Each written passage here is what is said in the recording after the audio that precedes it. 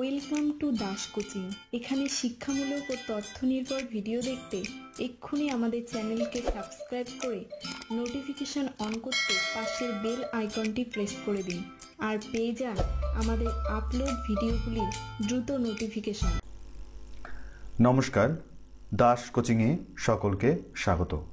আজকে আমি আলোচনা করব বিএর ফার্স্ট সেমিস্টারের প্র্যাকটিক্যাম কোর্স 1.1.2 কন্টেম্পোরারি ইন্ডিয়ান এডুকেশনের critical analysis of defence committee and commission on education. এই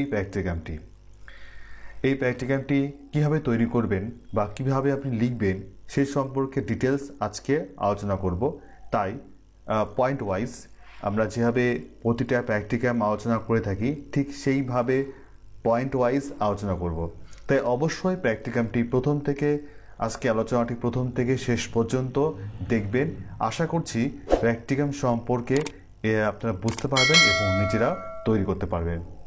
তাহলে চলুন আজকে প্র্যাকটিক্যামের আলোচনা শুরু করা যাক। পয়েন্ট, এই প্র্যাকটিক্যাম করতে যেসব পয়েন্টগুলো আমরা এখানে মেনশন করেছি বা প্র্যাকটিক্যাম তৈরি করতে যেসব পয়েন্টগুলো প্রয়োজন হয়েছে সেই পয়েন্টগুলো কী সবার আগে দেখে নিই। প্রথম পয়েন্ট যেটা হচ্ছে ইন্ট্রোডাকশনে কী লিখবেন? ইন্ট্রোডাকশন লিখবেন যে ভারতের শিক্ষা ক্ষেত্রে দুই রকমভাবে কমিশন তৈরি হয়েছিল। একটা হচ্ছে ভারত স্বাধীনতার পূর্বে এবং ভারত স্বাধীনতার পরে। ভারত স্বাধীনতার পূর্বে যে কমিশন বা কমিটি তৈরি হয়েছিল ব্রিটিশ আমলে, ব্রিটিশ ইস্ট ইন্ডিয়া কোম্পানি আমলে, সেই ইস্ট ইন্ডিয়া কোম্পানির তাদের শিক্ষা সম্পর্কে নীতি কী ছিল, তাদের দৃষ্টিভঙ্গি কী ছিল সেটা উল্লেখ করতে পারেন। তার সঙ্গে উল্লেখ করবেন যে স্বাধীনতার পরবর্তীকালে যেসব শিক্ষা কমিশন বা কমিটি তৈরি হয়েছে তাদের শিক্ষা সম্পর্কিত দৃষ্টিভঙ্গি কী, তাদের নারী শিক্ষা প্রতি দৃষ্টিভঙ্গি কী, পরীক্ষা ব্যবস্থা সম্পর্কে দৃষ্টিভঙ্গি কী, টোটাল তাদের রেকমেন্ডেশনগুলো কী কী, সে সংক্ষেপে এই বিষয়ে এখানে ইন্ট্রোডাকশনে উল্লেখ করতে পারেন। দ্বিতীয় হচ্ছে ডিফেন্স কমিটি অ্যান্ড কমিশন। এখানে মনে রাখার বিষয় হচ্ছে যে আজকে যে প্র্যাকটিক্যামটি নিয়ে আলোচনা করছি এখানে বিভিন্ন ধরনের কমিটি এবং কমিশন নিয়ে আলোচনা করার বিষয়। তবে এখানে আমি দুটো কমিশন এবং দুটো কমিটি নিয়ে আলোচনা করেছি। যেহেতু আলোচনার ভিডিওটি অনেক বড় হয়ে যায় সেক্ষেত্রে বোঝানোর সুবিধার্থে দুটো কমিশন এবং দুটো কমিটি নিয়ে আলোচনা করেছি। তো আপনারা চাইলে আপনাদের যে টেক্সট বুক আছে সেখান থেকে যতগুলো কমিশন আছে এবং কমিটি আছে সমস্তগুলোকে নিয়ে আপনারা ডিসকাস করবেন। এবং তাছাড়াও নেটের সহযোগিতায় আপনারা আরও কিছু কমিটি বা কমিশন তাদের রেকমেন্ডেশন নিয়ে আপনারা প্র্যাকটিক্যামটি লিখতে পারবেন। এখানে যেসব ডেটাগুলো কালেকশন করতে হবে টেক্সট বুক থেকে কালেকশন করতে হবে এবং ইন্টারনেট থেকে আপনারা ডেটাগুলো কালেকশন করতে পারেন লেখার জন্য। তাহলে এখানে যেসব আমরা কমিটি এবং কমিশনগুলো নিয়েছি, যেসব কমিশন নিয়েছি এবং যেসব কমিটিগুলো নিয়েছি সেগুলো এই ডিফেন্স কমিটি এবং কমিশন যে পয়েন্ট আছে এই পয়েন্টের মধ্যে সেই নামগুলো উল্লেখ করে দেব।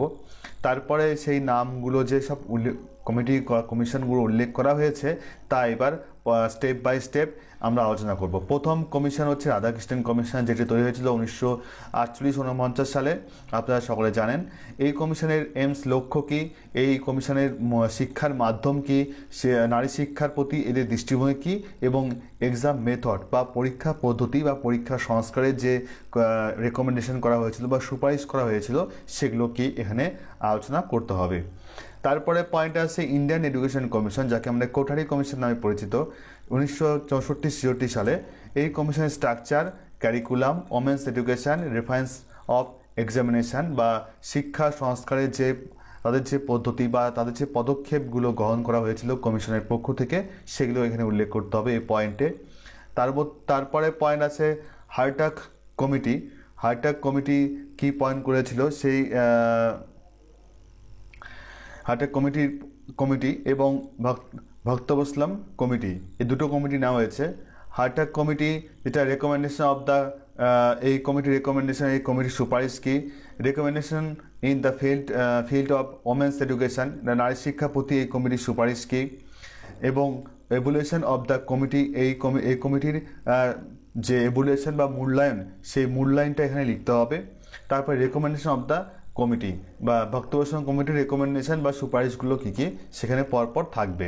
এরপর evaluation of the committee, total যে কমিটি বা কমিশনগুলো লেখা হয়েছে ইভ্যালুয়েশন মূল্যায়নটা করতে হবে এখানে, যে আপনারা আপনার দৃষ্টিভঙ্গিতে আপনি যেসব কমিটি বা কমিশন গঠন করা হয়েছে স্বাধীনতার পরবর্তীতে বা স্বাধীনতার পূর্বে, আপনি যেসব কমিটিগুলোর উল্লেখ করেছেন প্র্যাকটিকামে, তা আপনার দৃষ্টিভঙ্গিতে সে সম্পর্কে এখানে ডিটেলস লিখতে হবে, যে আপনি সেগুলো কতখানি গুরুত্বপূর্ণ বা কতখানি ইম্পর্টেন্ট, এবং তাদের যে রেকমেন্ডেশন বা সুপারিশগুলো করেছেন সেই সুপারিশগুলো কতখানি কার্যকর হয়েছে, বা আপনার মতে সেই সুপারিশগুলো আর একটু কীরকম হলে বেটার হতো, ইতিবাচক দিক নেতিবাচক দিক সমস্ত কিছু রেভলিউশন করা যায়। এবং কনক্লুশনের মধ্যেও এখানেও তাই, আপনার যে কমিটি বা কমিশন আছে সেখানে আপনার কনক্লুশনে উল্লেখ করতে পারবেন।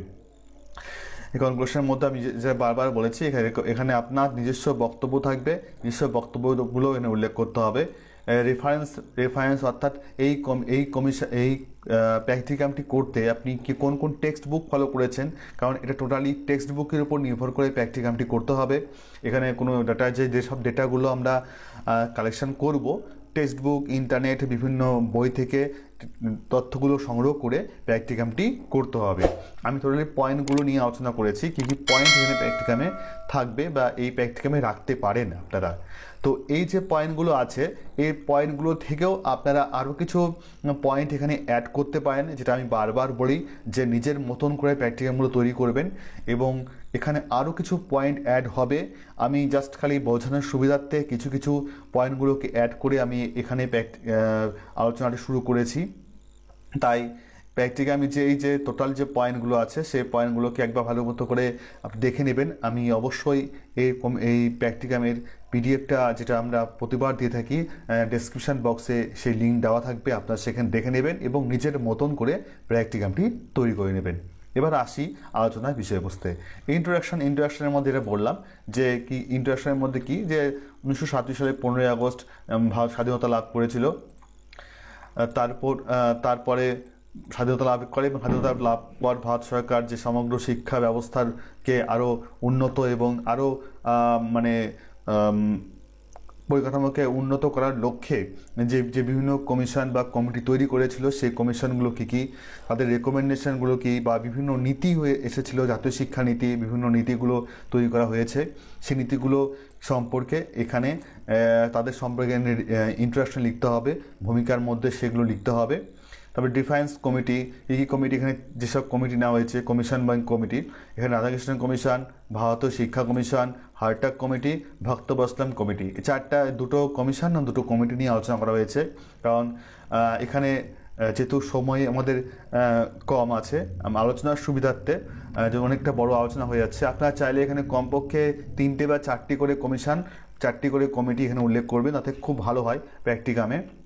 যেহেতু প্র্যাকটিকাম করছেন আপনারা, অনেক নম্বর থাকে প্র্যাকটিকামের, এই জন্য আপনারা আরেকটু বেশি করে অ্যাড করবেন। রাধাকৃষ্ণ কমিশন কি, কারা কারা এখানে কমিশনের মধ্যে ছিলেন, তাদের নামগুলো উল্লেখ করতে হবে, কার নামে রাধাকৃষ্ণ কমিশন হয়েছিল। তবে এই লক্ষ্য কি, এইমস অফ হায়ার এডুকেশন, উচ্চশিক্ষার রাধাকৃষ্ণ কমিশনের উচ্চশিক্ষার ক্ষেত্রে কি লক্ষ্য আছে, যেমন যোগ্য নেতা হওয়া, চরিত্রের বিকাশ, সাংস্কৃতিক ঐতিহ্য, গণতান্ত্রিক মূল্যবোধের বিকাশ, প্রাকৃতিক ও মানব সম্পদের সুষ্ঠু ব্যবহার। এবার মিডিয়াম অফ এডুকেশন, শিক্ষার মাধ্যম, ওমেন্স এডুকেশন, নারী শিক্ষা সম্পর্কে কী কী সুপারিশ করেছিল, 2-3টে করে দেওয়া আছে, আপনারা আরেকটু এখানে সংযোজন করবেন, অ্যাড করবেন। এক্সাম মেথড, পরীক্ষা ব্যবস্থা 5টা দেওয়া আছে, পরীক্ষা ব্যবস্থা কী কী তারা রেকমেন্ডেশন করেছিল, আরও একটু আপনারা এখানে অ্যাড করবেন। ইন্ডিয়ান এডুকেশন কমিশন, যেটা কার নেতৃত্বে হয়েছিল, ডিএস কোঠার নেতৃত্বে হয়েছিল, সেখানে সেই কমিশনে আর কে কে সদস্য ছিল, সদস্যগুলোর নাম উল্লেখ করতে হবে। স্ট্রাকচারটা কি, এবার 10+2+3+2 এর স্ট্রাকচারটা, সেই স্ট্রাকচারটা এখানে উল্লেখ করতে হবে। ক্যারিকুলামে কি, সেখানে মাধ্যমিক, উচ্চ মাধ্যমিক এবং কলেজ উচ্চশিক্ষা ক্ষেত্রে যে ক্যারিকুলাম, সেই ক্যারিকুলামটা এখানে দেওয়া আছে, সেগুলো আপনারা নিজেদের মতন করে বই থেকে তথ্য নিয়ে লিখবেন, এবং আমাদের ওয়েবসাইটেও এটা দেওয়া থাকবে। ওমেন্স এডুকেশন অর্থাৎ নারী শিক্ষা সম্পর্কে কোঠারি কমিশন কি বলেছিল, সুপারিশ করেছিল, সেগুলো। রিফারেন্স অফ এক্সামিনেশন অর্থাৎ রিফর্মস অফ এক্সামিনেশন, পরীক্ষা সংস্কারের ব্যাপারে কোঠারি কমিশন কি সুপারিশ করেছিল। তারপর হার্টাগ কমিটি, 1929 স্বাধীনতার আগে একটা হার্টাগ কমিটি। এবং হার্টাগ কমিটির রেকমেন্ডেশনগুলো কী ছিল, এবং হার্টাগ কমিটি নারী শিক্ষা সম্পর্কে কী মন্তব্য করেছে, এভুলেশন অফ কমিটি, কমিটির এভুলেশন মূল্যায়নটা কী, ভক্তব ইসলাম কমিটি 1963 এই কমিশনের রেকমেন্ডেশনটা কী ছিল। ঠিক আছে, এইভাবে প্রতিটা কমিটি বা এবং কমিশনগুলো আলোচনা করতে হবে, আরও কিছু পয়েন্ট এখানে অ্যাড হবে। এবার এভুলেশন অফ কমিটি অর্থাৎ কমিটির যে মূল্যায়ন, সেই মূল্যায়নটা এখানে করতে হয়। টোটাল মূল্যায়ন যেটা আমি বললাম, যে কমিটিগুলো বা কমিশনগুলো যেগুলো তৈরি হয়েছে ভারতের স্বাধীনতার পর আগে এবং পরবর্তীকালে শিক্ষা ব্যবস্থাকে সংস্কারের লক্ষ্যে, তারা কতখানি সার্থক পেয়েছে বা কতখানি সে কমিটি বা কমিশনের যে সুপারিশগুলো সরকার গ্রহণ করেছে এবং পরবর্তী শিক্ষাক্ষেত্রে কাজে লাগিয়েছে, সেখানে এটা এভুলেশন হবে। মূল্যায়নের মধ্যে সেগুলো উল্লেখ করতে হবে এবং কনক্লুশনের মধ্যে নিজস্ব অভিজ্ঞতা বা নিজস্ব বক্তব্য মন্তব্য এখানে করা যেতে পারে, করবেন। এবং রেফারেন্সের মধ্যে আপনি কোন কোন বই ইউজ করেছেন, যেমন সমকালীন ভারতবর্ষ শিক্ষা, আইলি পাবলিকেশন, রীতা পাবলিকেশন, অনেকগুলো পাবলিকেশন আছে, অনেকগুলো পাবলিকেশনের বই নিয়ে এই প্র্যাকটিক্যামটি করা হয়েছে, সেভাবে আপনারা বইগুলোর নাম এখানে উল্লেখ করবেন। ঠিক আছে, খুব সহজ একটা প্র্যাকটিকাম। এই প্র্যাকটিকামটির জন্য আপনাকে স্কুল ভিজিটে যেতে হবে না। এটা টোটালি আপনারা বই থেকে, টেক্সট বই থেকে তথ্য নিয়ে এই প্র্যাকটিকামটি তৈরি করবেন। তাছাড়া ইন্টারনেট আছে, গুগলে সার্চ করে আপনারা আরও কিছু তথ্য পাবেন, সেই তথ্যগুলি অ্যাড করে প্র্যাকটিকামটিকে আপনাদের মনের মতো করে তৈরি করবেন। তো আজকে আলোচনা এই পর্যন্তই, যে খুব সহজ একটা প্র্যাকটিকাম। এই প্র্যাকটিকামটা সম্পর্কে যদি আপনাদের আরও কিছু মতামত জানার থাকে, অবশ্যই কমেন্ট সেকশনে কমেন্ট করবেন এবং সে সম্পর্কে আবার আলোচনা করা হবে।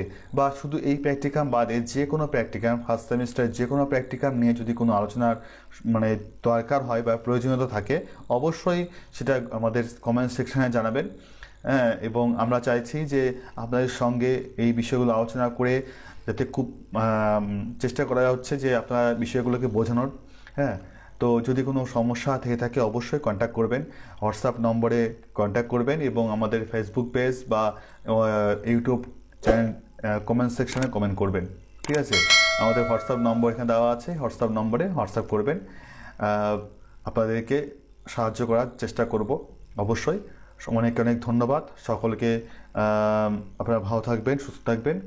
আবার পরবর্তী নেক্সট আলোচনায় খুব শীঘ্রই আমরা আসব।